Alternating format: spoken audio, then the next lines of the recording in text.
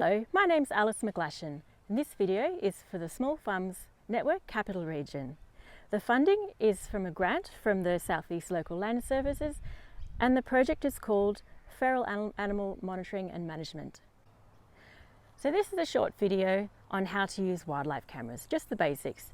So the first thing first with a camera is which way up, which way is up? Is it that way or is it that way?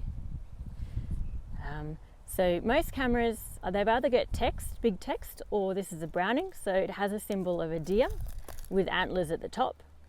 So just figure out, you can also get hints if you open it up, then everything's this way, that's the right way up. So always check that your camera's the right way up when you first install and then when you're just about to leave. Otherwise you'll get images not of what you expect. So the second aspect is, what should I install the camera on? So fence posts are great, trees are great. If you're in a paddock with grassy paddock with no trees and fence posts and you want to check out a particular spot, put a star picket in, it's all good. So now I have install location, cameras ready to go. Grab yourself a stick collection, but not from the area where you're working, because you don't want to scent up the area. Because wildlife cameras, a few have hinge backs, but they tend to break. So most wildlife cameras depend on the user using a stick behind to change the angle of where the camera is looking. So grab yourself a stick collection, but when you get them, if you're not sure which size stick you're going to use, when you get them, make them fairly short, like this, because if it's a long stick like this, then brush-tailed possums, they'll come onto it and launch off it, and your camera will be looking where you're not expecting after probably the first or second night. It's happened to me a few times, so now I know, cut your sticks nice and short. I'm going to run through now how to set up a wildlife camera. So I strongly suggest putting on some gloves so that you don't set the camera up. And make sure the camera's up the right way, and turn that camera off before you start messing around with it, just so it's not recording lots of images and eating up your battery life. Please do close the door to protect that hinge before you start installing it. So a good idea is to pull the cord to one end, the strap to one end, and put it around the back like that. You're trying to have it as flat as possible with no twists. I see how I have my hand on the top of the camera and also holding the clasp, and in the other hand I'm pulling through the strap to make sure it's not twisted. And then I open the strap with a hand holding the wildlife camera, and I pull the strap through, just like that. You'll get the trick of this. It's a bit tricky to start with. Just making sure that strap isn't twisted. Now I don't want to tighten it up straight away, because I'm going to need to angle the camera using my stick collection. With the sticks that I suggested to collect earlier. A nice range of different sizes. I'm not sure exactly which size I will use. It's always a bit of a trial and error. So this is the stick, so how you angle the camera up or down.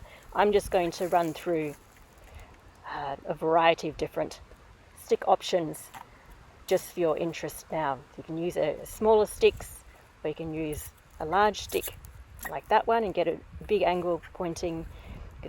The tree's trunk might not be very straight, and it might be perhaps angling the camera up, and you want to angle the camera straight or down.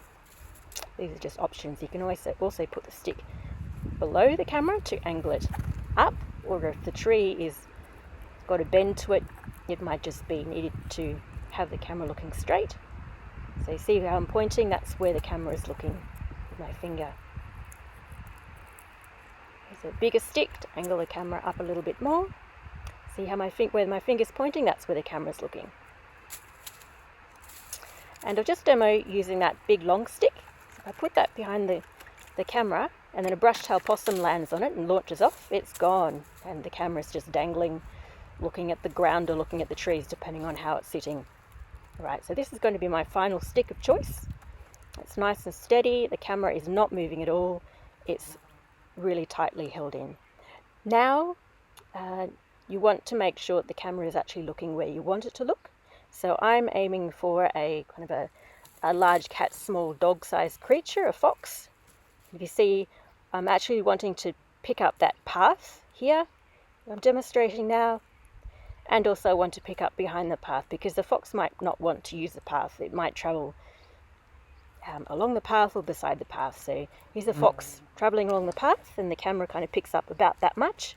I'm checking to see where the camera is looking, and then I can see the camera is also picking up. I'm seeing how far back the camera picks up something before it starts looking too low at the ground. So it's pretty good. It's going to pick up probably about 20 meters worth of distance of fox beyond the path there. Now I'm having a closer look to make sure it's not too high right near the path and closer to the path. It's not going to pick up the fox's ears but not the body. That's looking pretty good to me. So that's a good way to check to make sure the camera is looking at the height you want it to for the animal. Now with that strap you need to fasten it so it's not dangling and waving in the wind, because it could trigger the camera flapping around like that. So just slide it in like that. Depending on how big your tree is, it might go around a couple of times. It's not going to get in the way now, and the camera's nice and steady. So last thing, just make sure that camera is on and close the door. Make sure the door is nice and closed, tightly closed, so the rain doesn't get in. Right, now you have your wildlife camera installed. Just do a couple of final checks. Just check to see that those antlers or the text on the front of your wildlife camera are facing the right way, that the camera is the right way up. And just also check, it happens to me sometimes, that the camera is on.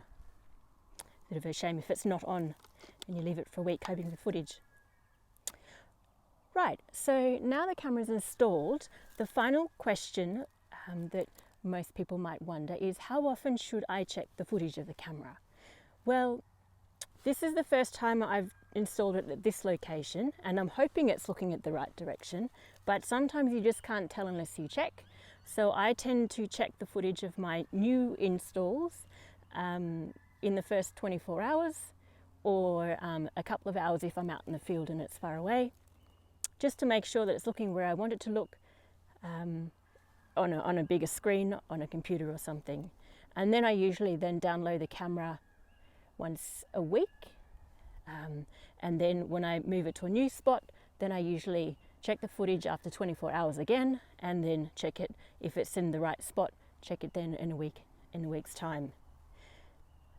The footage that's recorded on the camera you can just open that on your computer. If you have a SD card reader, you can open it and view it. Either they're JPEGs, so still images, or video footage that you don't need to have any fancy software to convert. You can just view it on your computer. Well, that's the wrap for some basics on how to install a wildlife camera. I hope you have success in monitoring feral predators if you are, or good footage of local wildlife that you might be interested to see.